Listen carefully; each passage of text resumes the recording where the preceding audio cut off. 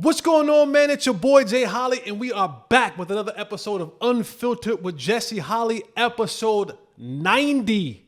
90. We are creeping to 100. Thank you. You are far too kind. You could have been anywhere in the world, but I am so glad that you are here with me. I am Jesse Holley, the sports talk equivalent of Braille. People feel me when I speak. You guys know what you have to do. Hit the like, subscribe button, notification button. You can find us on YouTube, Apple, and Spotify. Unfiltered with Jesse Holley is there wherever you consume your podcast at, whether it's visual on YouTube or whether it's audio on Apple or Spotify. Remember to follow us, Unfiltered with Jesse Holley, on Instagram, on Facebook, on YouTube, Fanatics View. On Instagram, on Twitter, on Facebook. You can follow me on Twitter at Mr. Fourth and Long. Make sure when you're in these spots, man, that you're commenting, you're leaving the comments, you're leaving the 5 stars, you're doing all that great stuff. You guys know how I like to get down. I like to give my positivity in the beginning because let's be honest, a lot of you aren't going to be here at the end, and that's okay. I'm not for everybody.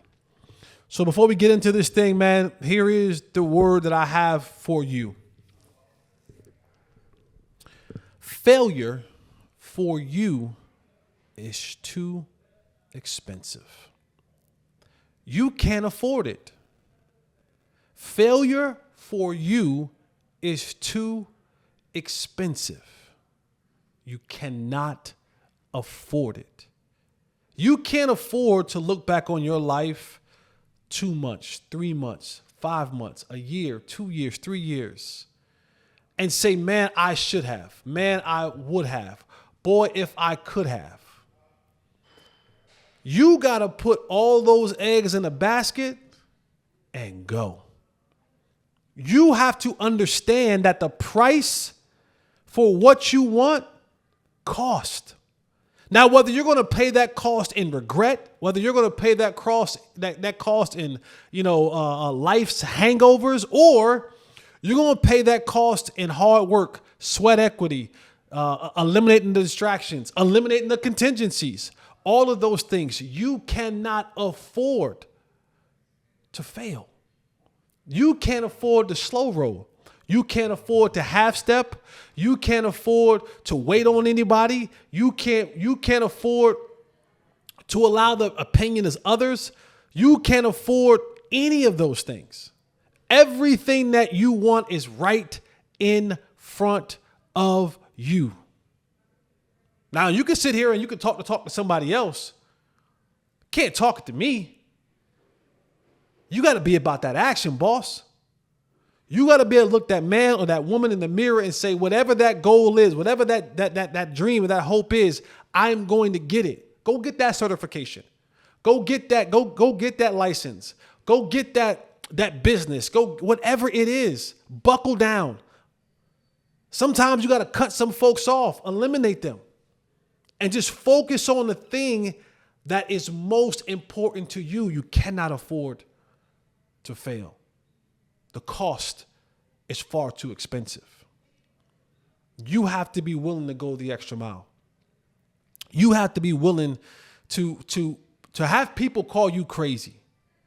You got to be willing to be like, man, that ain't happening. He crazy. She crazy. And you know what you say to them? I am crazy. I'm crazy enough to believe that I have exactly what it takes to deliver on the things that I want. I am crazy.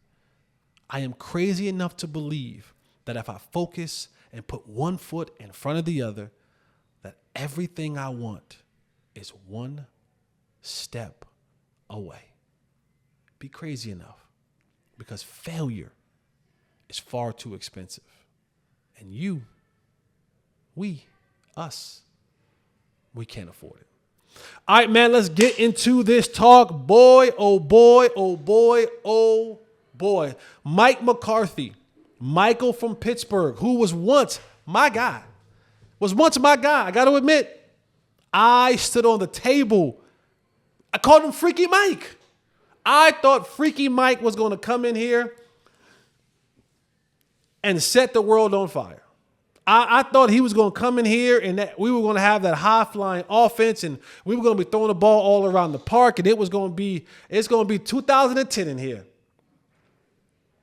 It was 2010. It was the old offense that just didn't play well in this new era.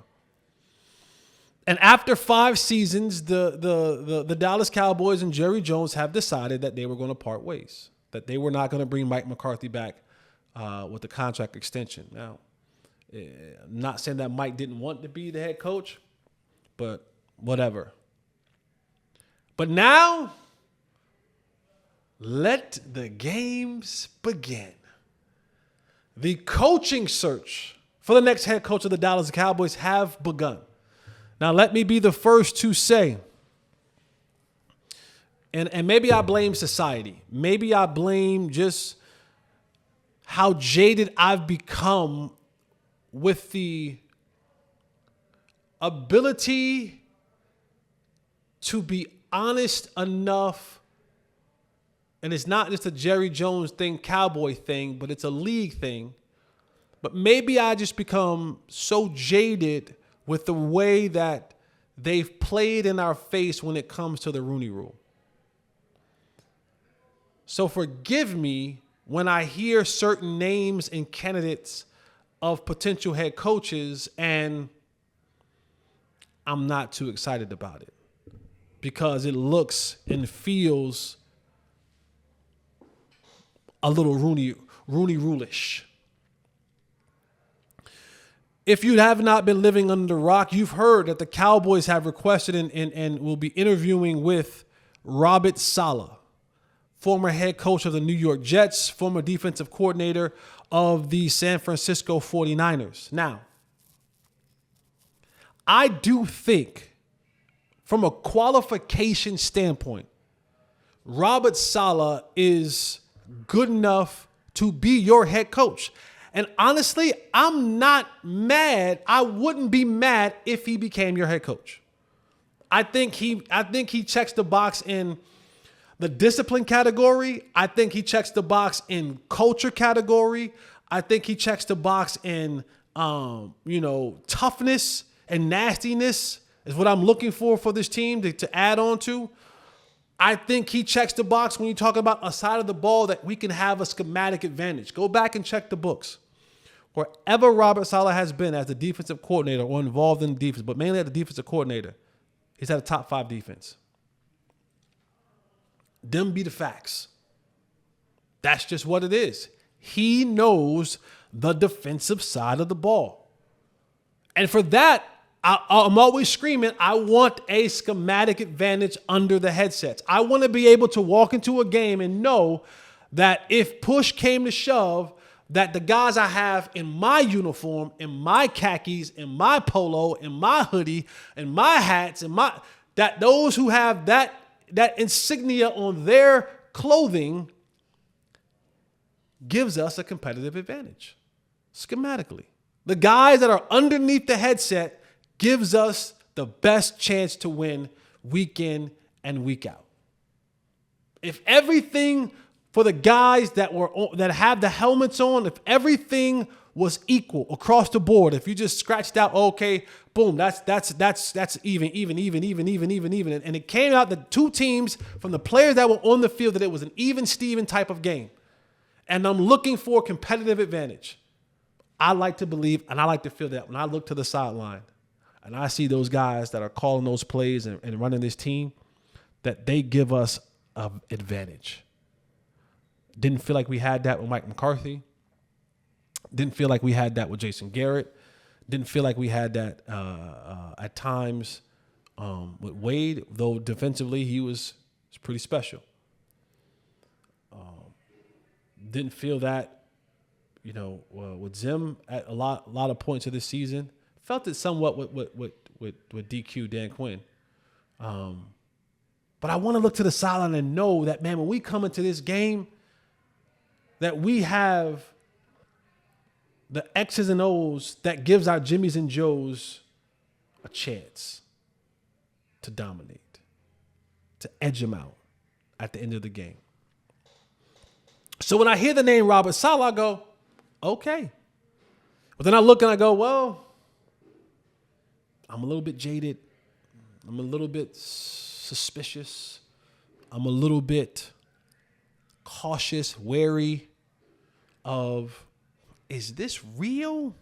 Or does this constitute as one of your mandatory minority interview candidates that you have to have for the Rooney Rule? If you do not know, you have to interview at least 2 minority candidates. And I know what you guys say, well, Deion didn't interview. Deion didn't interview. Deion had a phone call with Jerry. Who knows what that phone call was about? But they didn't interview. There wasn't a formal interview. Then I go, I could get behind Robert Salah. I could get behind that if push came to shove. But then as the reports begin to come out, now you hear that the Cowboys have requested to meet and interview with once head coach of the Minnesota Vikings back in 2010, Leslie Frazier. And I go,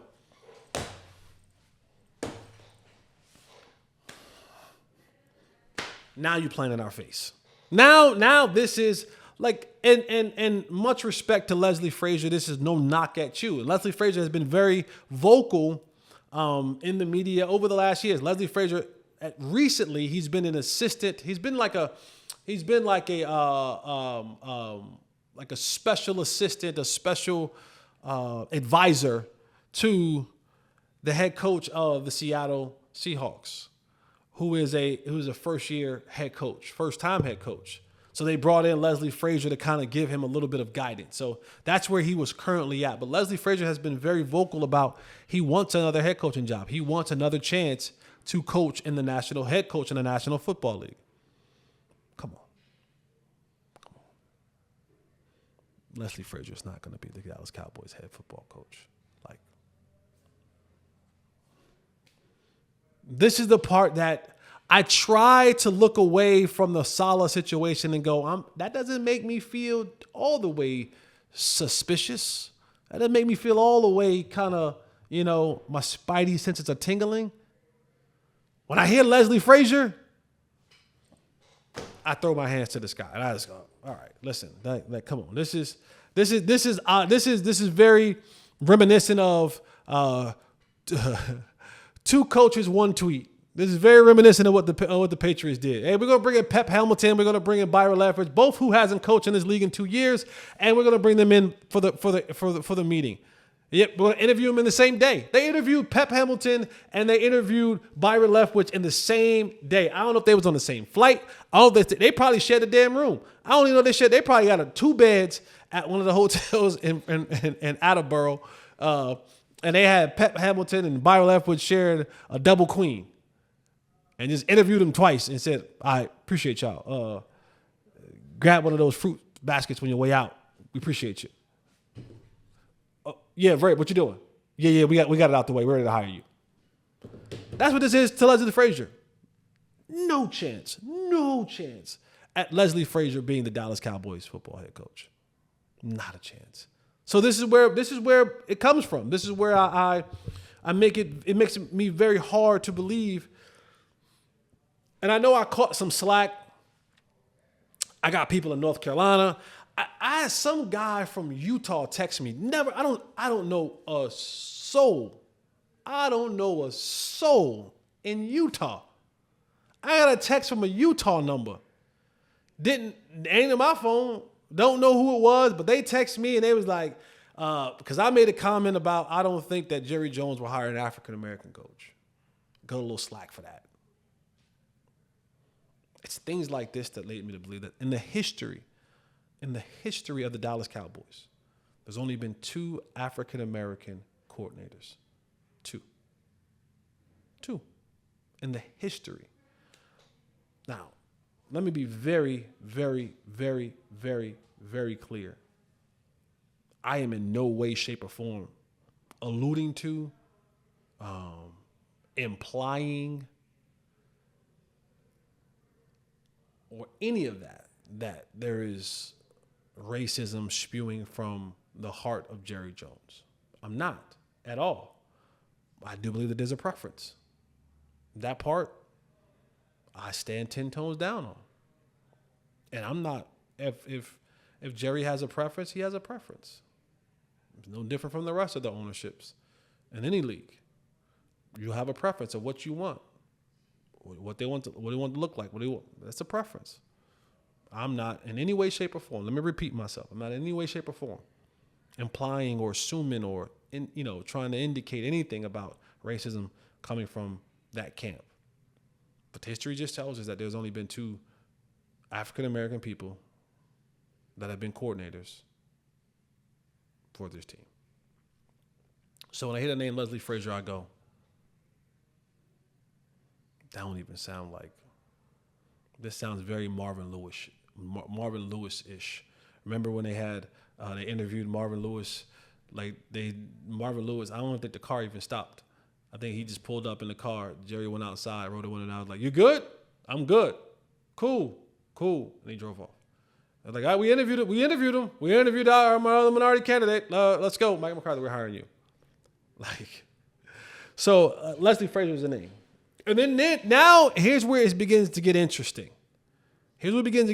Because now you hear the talks and the mumbling and grumblings of Jerry Jones and Deion Sanders. Prime time. Do you believe me now, Mr. I'm bringing my own luggage. I'm bringing Louis. Mr. I ain't hard to find. We know. And let me also say, don't take to the fact that if someone happens to see Deion Sanders in the DFW area, yes, he coaches Colorado. Yes, I'm sure he has a crib in Colorado. His home base is here. I think Deion has what was it, Cannon, Texas? Is it like Cannon, Texas? I think Deion has 300 acres in Cannon, Texas. His home base is right here. So if you just I know you saw Shador was at the game the other night and Deion flies in and out of, but his home base is DFW. So I don't want people to see that, Deion was in DFW. I saw Deion. They said Deion was in DFW. He lives here. He has, I don't even know if you call that a property. 300 acres, it's a small county. It's a small county in Cannon, Texas. But the reports had come out that he and Deion had a conversation Sunday. I don't know what they talked about, but the conversation was there. And it didn't stop there. This morning,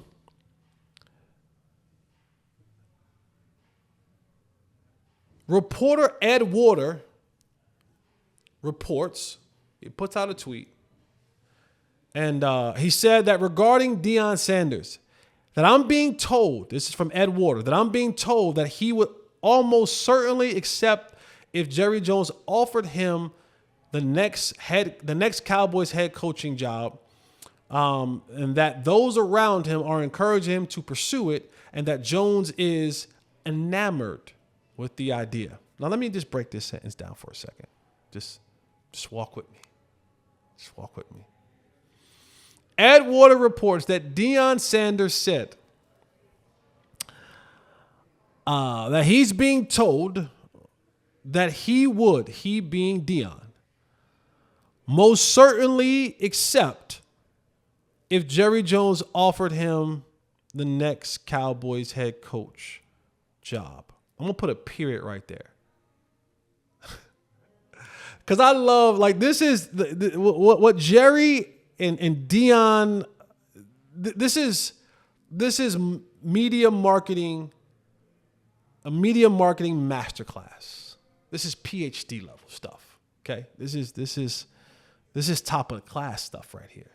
This isn't, it's a lot of open-ended answers to questions, and it's just, it's this love fest and this love affair between these two giants, and it's a lot of it. And it's the pandering, and it's you scratch my back, I scratch yours. Deion is currently in a contract negotiation with Colorado. Let's say this. Colorado cannot afford to lose Deion Sanders. Colorado has dedicated so much money to the Deion Sanders plan.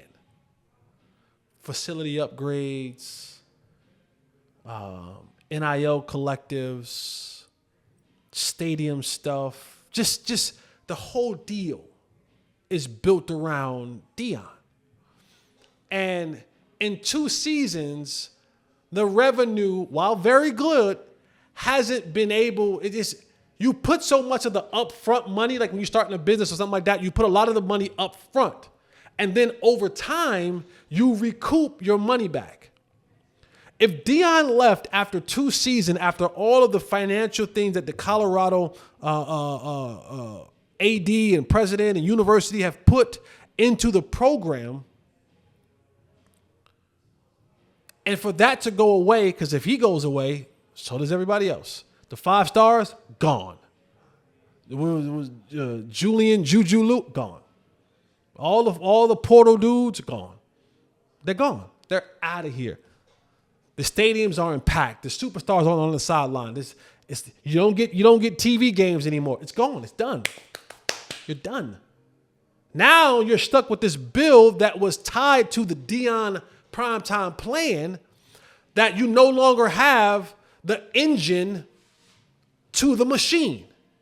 So Colorado basically they're stuck.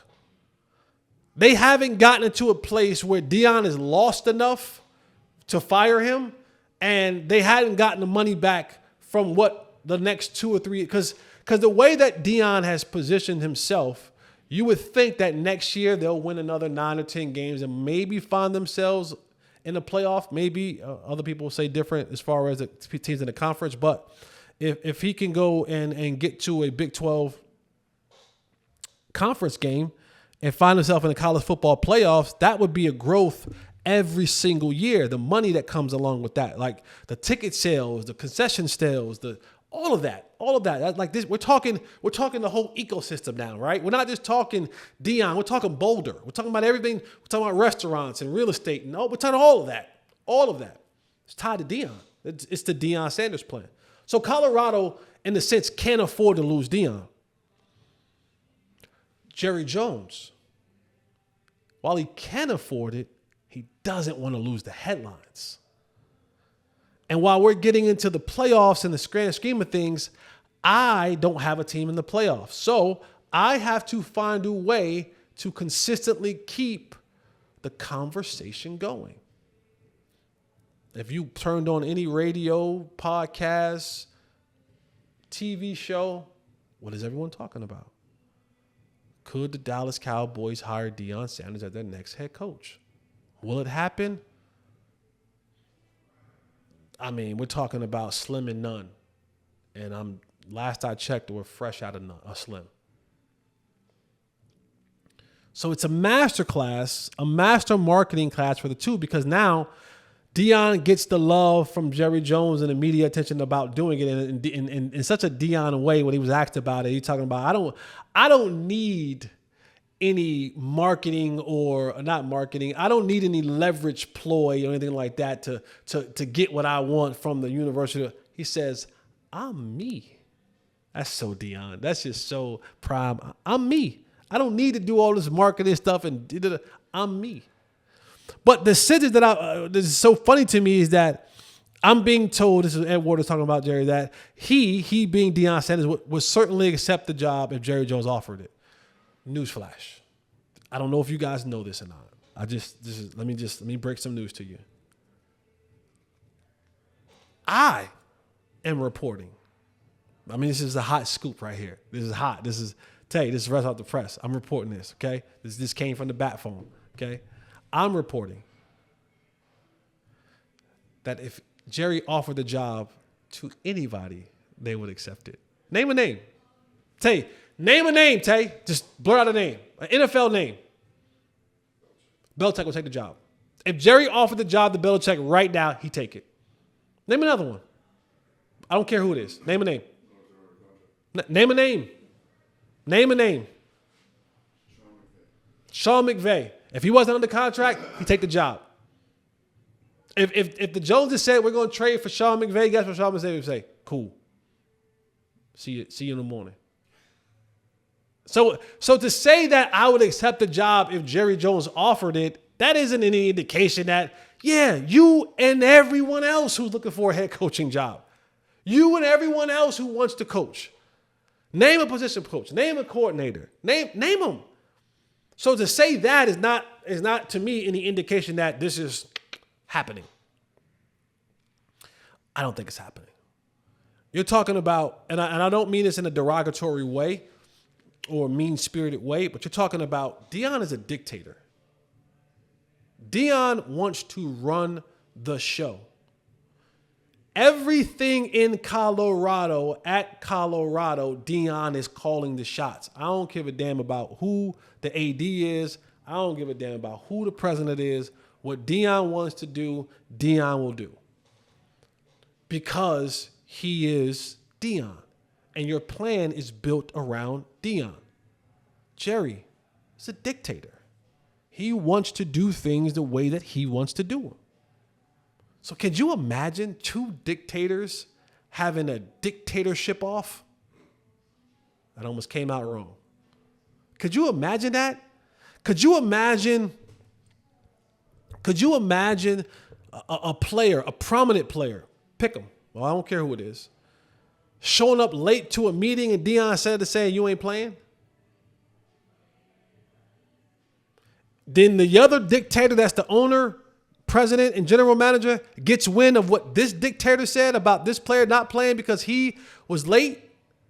You know what this dictator is going to say?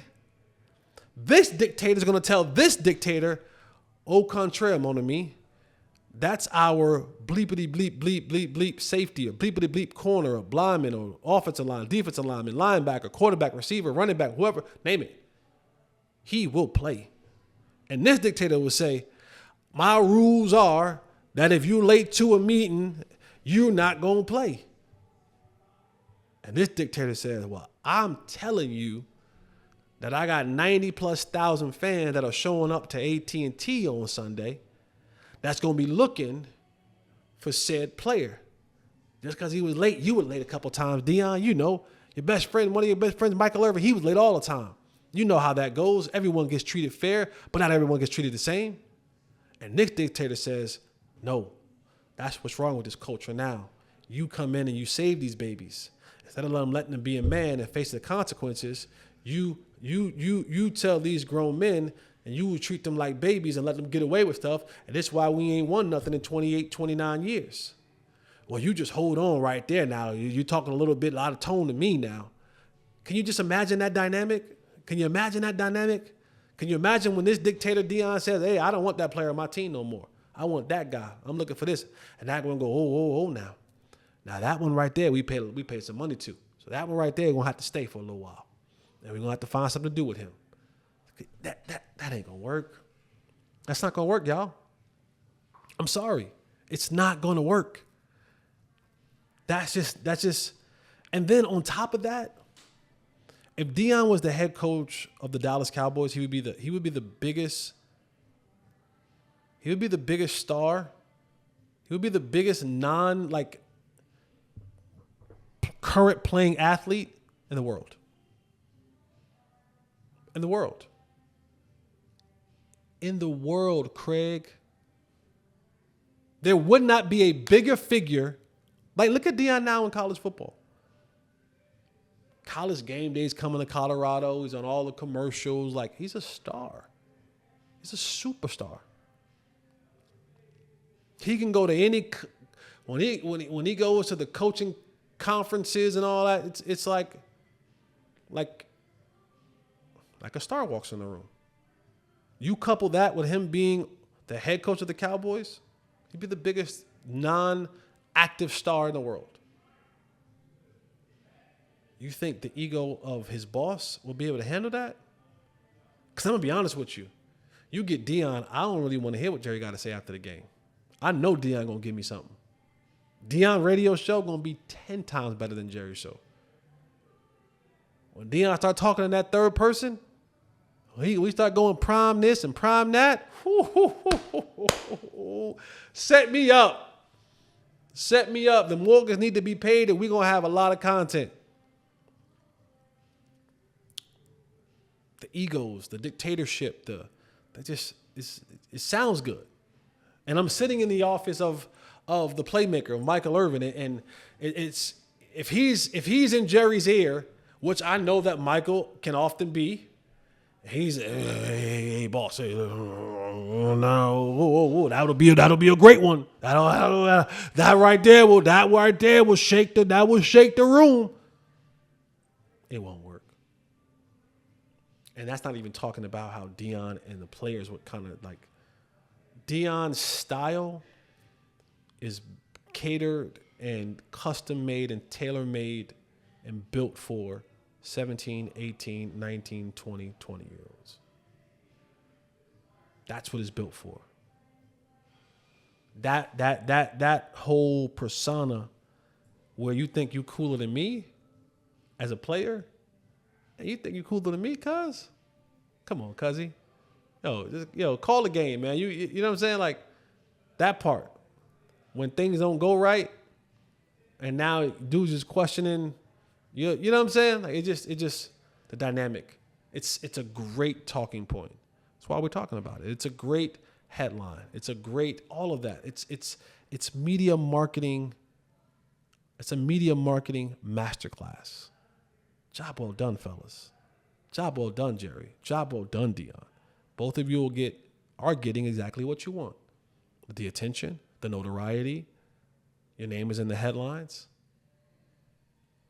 Deion, you're going to get a contract that you want. You'll be paid amongst the highest paid, coaches in the league in college. And Jerry, you'll control the headlines until you make a call, until you make the call of who your head coach is going to be. But I doubt it's Deion Sanders.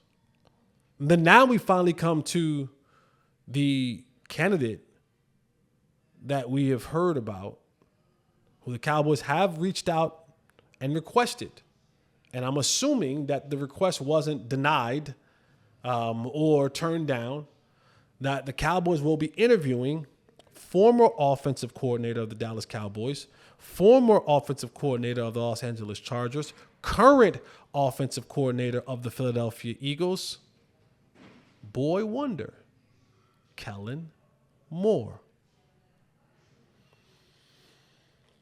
If we're going off optics alone, like what does the man look like?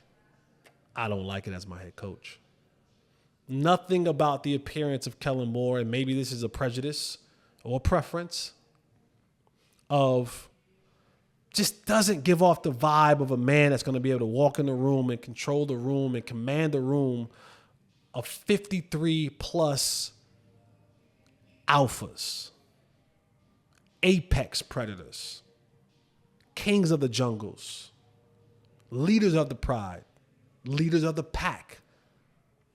He just doesn't give me that feeling. Now it's different if I come in there and I'm just calling the offense. But to be the manager of the egos, you don't got to just keep one side of the ball happy. You got to keep the entire thing afloat. You got to manage through injuries, manage through things being said in the media, manage through your boss and his comments and his son's comments, and then you got to manage the things that I'm probably going to say about you and the other's going to probably say about you, and then manage the fact that some of your players have podcasts, and then manage the fact that some of your players can't stay healthy, and then manage the fact that guys are showing up later, not doing this. It's a lot of managing going on, and he just doesn't give me the look and feel of a dude who will step in and be like, hey, enough. Dude is going to step in and be like, yo, we're done. This is the new way that we're doing things. Doesn't give me the feel of a guy that's like, here's how we are going to do this. You either get with me or you get left. It feels like a guy that's kind of more asking. Like, hey, could you if you're free, are you willing? It gives that type of vibe. It doesn't give a vibe. It just give the vibe off of,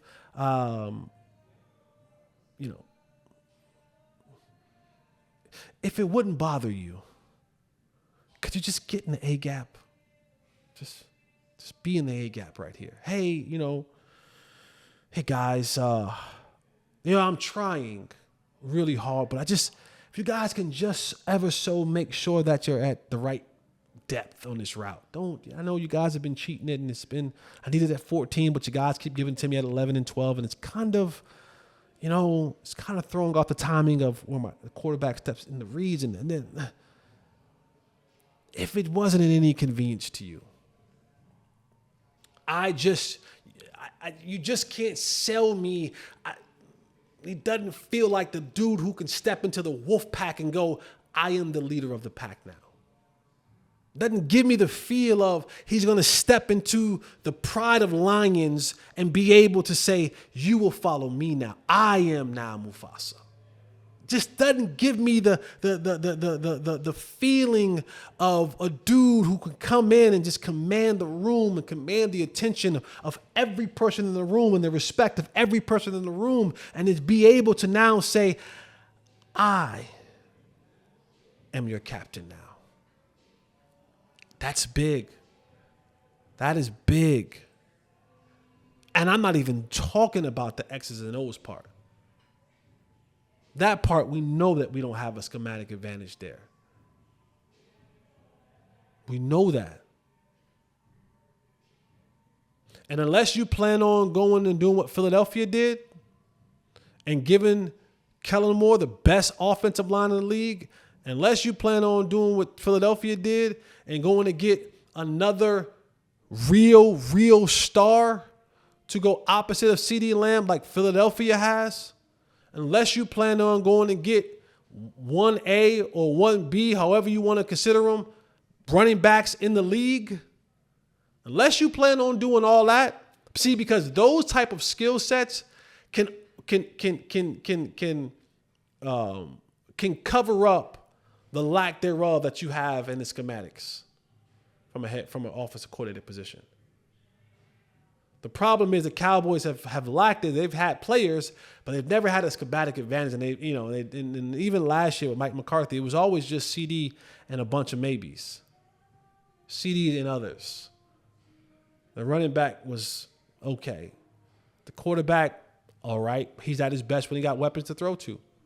So unless you plan on going to get all of that, which you don't have enough time, energy, effort, money, picks, none of that, to go and get the best offensive line, the best running back in the league, arguably the best duo of receivers in the league, probably second behind Jamar Chase and T. Higgins in Cincinnati, is Devontae Smith and A.J. Brown. Like even now, we talked about it, not we, but the talks about it now is can't get A.J. Brown the ball. He's reading a damn book on the sideline trying to keep his inner strength right because he can't get the ball in the games. How do you have A.J. Brown on your football team and you're struggling to get him the ball? And it ain't coverage related. How?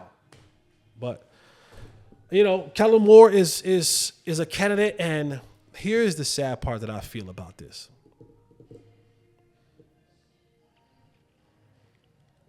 I think Kellen Moore is going to be your next head football coach. He checks all the boxes of familiarity for Jerry. He's a guy who's not going to truly push back on Jerry and his decisions. Hell, he might even let Jerry pick his staff for him. I can tell you, I can confirm this because I spoke to two different people. Look at me being a journalist, dropping scoops and nuggets to you guys. I spoke to two different people, one via phone call, one via text, that Kellen Moore reached out to them and is inquiring about having them on his staff. And that's common. It's not uncommon that a coach who is a potential head coaching candidate, when he goes and meets with the owner or the president or general manager, whoever that may be, for this particular case, the Cowboys are all threes in one person. You want to be able to present to them, okay, who would your staff potentially be? And then what are your ABC philosophies, your mottos, your whatever it is. But you want to be able to present at least some sort of a skeleton staff for when you go into this meeting that he'll have on Friday. The meeting will be no longer than 3 hours. So you got 3 hours to sell whatever it is that you're trying to sell to get this job. But as bad as I think that that's a horrible fit for the Cowboys, I think the Robert Salah fit is much better than the Kellen Moore fit. I just have a gut inkling feeling that that's going to be the pick that the Cowboys go with. That Kellen Moore is going to be the pick that they choose. And I haven't said this publicly anywhere else. I saved it kind of for my own platform to say. I think whoever this next head coach is, their tenure as head coach will line up with the contract of Dak Prescott. What do I mean by that? Well, I know that Dak has 4 years left on his deal. But when we start talking about the breaking down of the numbers, it's really just 2.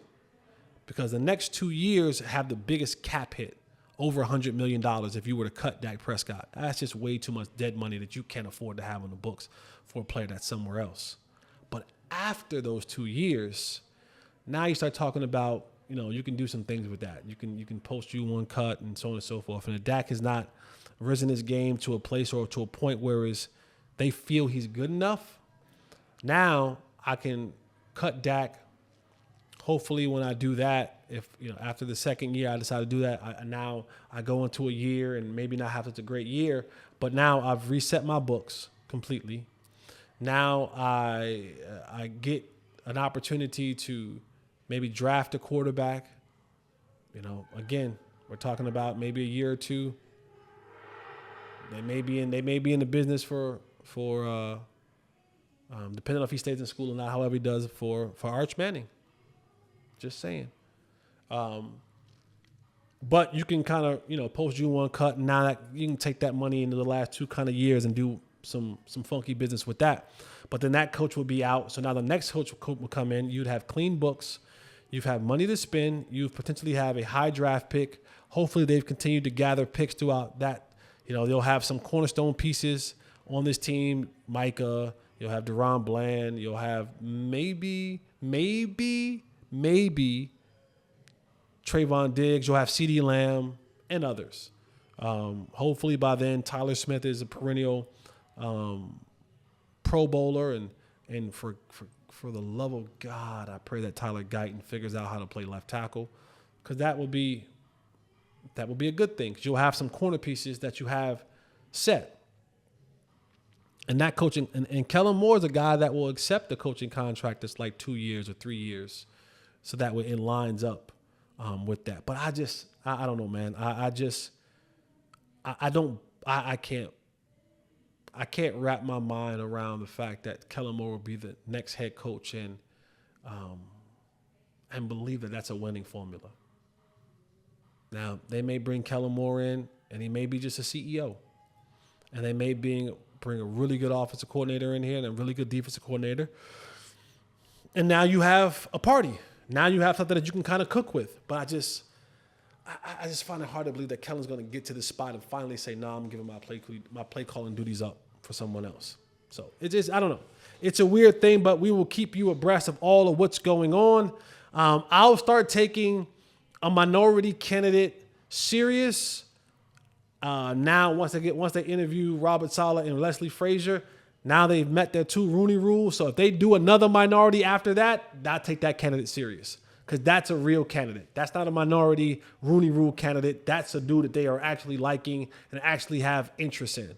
So if they absolutely go and Deion just been phone calls, but if they do a formal interview with Deion, maybe it changes. Maybe I look at this differently. If they do a formal interview with Deion after they do their 2 Rooney rules, then I'll take that a little bit more serious. But until then, it's all Rooney. It's all Rooney-ish to me. All right, man. Let's just we'll end with the playoffs happening this weekend. The divisional round is happening this weekend. You got games on Saturday and on Sunday. On Saturday, you got Chiefs, Texans, and you got Lions, Commanders. You have the real America's team. Lions, Commanders have the night game.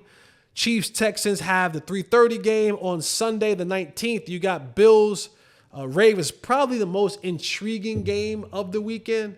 You're looking at potentially your MVP of the league will probably come out of that game. Right? Not that game won't determine it because it's already determined, but you're looking at either Josh Allen or Lamar Jackson being your MVP of that game. This is a big game for both of these quarterbacks. They've both come to a play. I'll get back to that. And then the earlier game on the 19th is Eagles Rams. Let me just say, if there's any game out of these four games, these four divisional games that I look at and I go, boy, upset alert, upset alert, upset alert. I told you guys this a month ago, 2 months ago, maybe a month ago.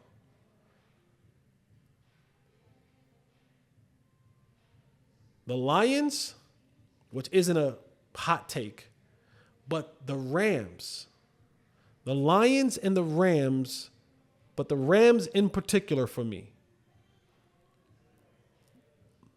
one of the most dangerous teams left in this football playoffs.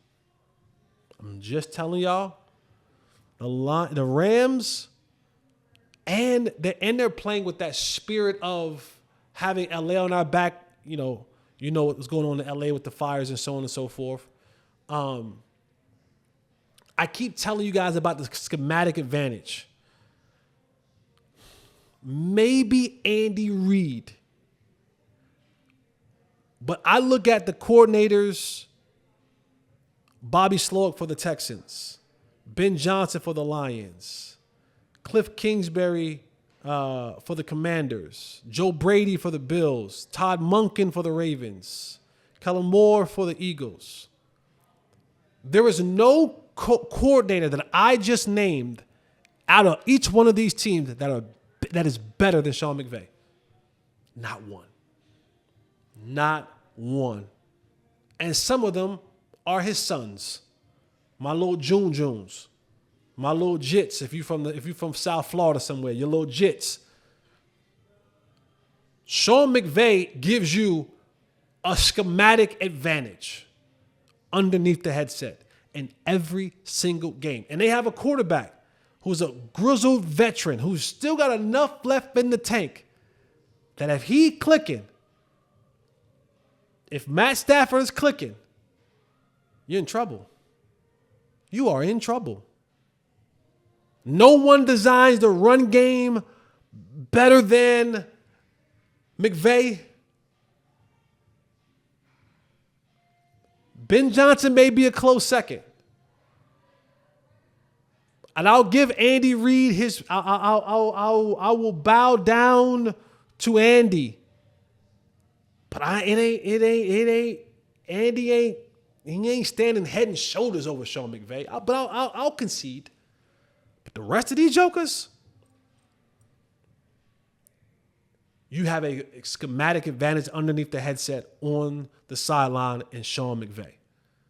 And the Eagles, you better be on your P's and Q's.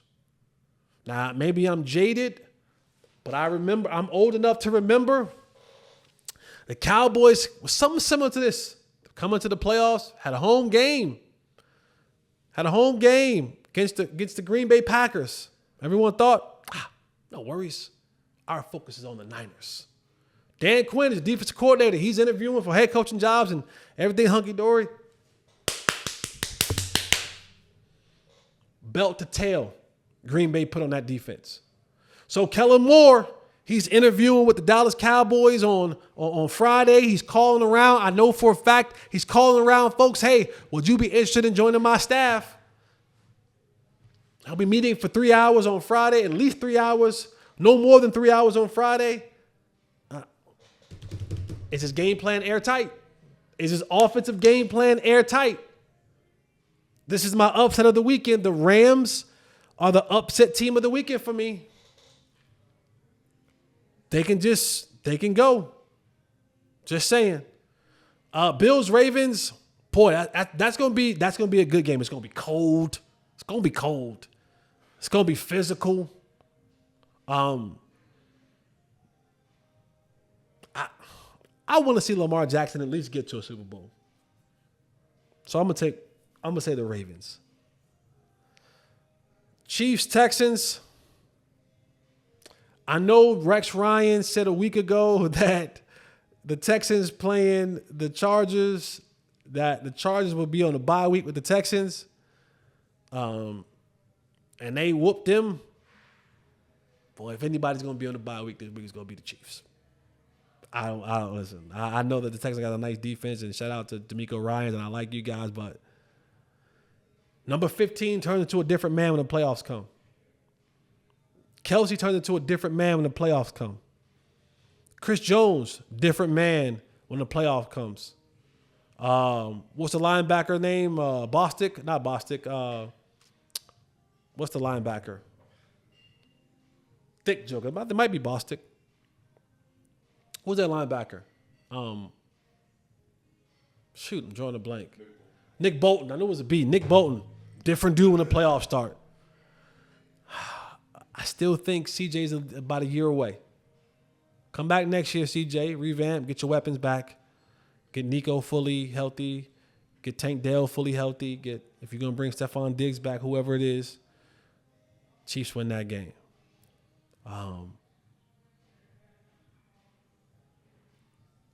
Fighting Dan Campbell's all day. Fighting Dan's. I don't give a damn about how many injuries they got. They find a way. They find a way. Their aggressive mentality there. And it's hard to prepare for 4 downs. It really does.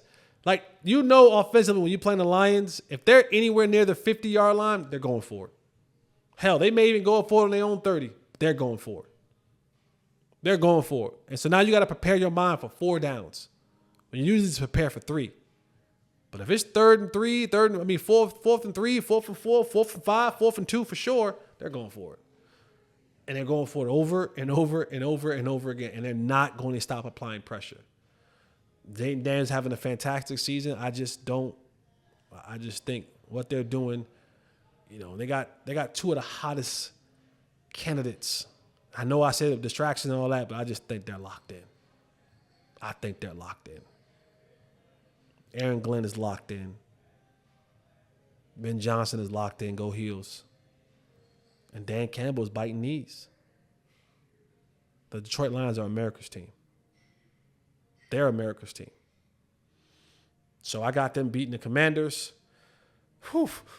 That Philly Los Angeles game, man. All I'm saying is, I know I'm going to give Philly the nod because they do have a better roster. They have a better roster top to bottom. But I would not be shocked if the Rams got hot and they just went to work. I just wouldn't. I just would not be shocked. That is my ups. That's the game I'm looking at for an upset alert. That's Sunday at 2 o'clock. I'm taking the Ravens over the Bills, Chiefs over the Texans, Lions over the Commanders, and Eagles, I'm not confident, over the Rams. But boy, would not be shocked one bit. And I will say I told y'all so if the Rams take the Eagles behind the woodshed. I really would. The way they run the ball with Kyron Williams, the way they pass the ball with Puka and Cooper Kupp and Higbee, I'm just telling y'all, would not be shocked at all. All right, man, that's it from me. Remember, hit the like, subscribe button, leave the comments, go to Spotify and Apple and download it there. Leave comments there. Follow us on YouTube, subscribe, like, hit the notification button. Follow us on Instagram and Facebook, Unfiltered with Jesse Holley. Follow Fanatics Views on Twitter, Instagram, Facebook. Follow me on Twitter at Mr. Fourth and Long. Comment, tweet, all that kind of stuff. We talk back. We talk back. Just don't get disrespectful. Just don't get respectful, man. Put this good content, man, in all your spaces. Your group texts, family texts, everywhere. I want to be everywhere. Talk about me in the barbershop. Talk about me in the salon. Talk about me at the bar, at Home Depot. I don't give a damn. Talk about me. All right, man. That's it for your boy. Remember, failure is too expensive, and you cannot afford it. That's it for your boy Jay Holley. Till next time, man. Remember, eliminate the contingencies. I'm out.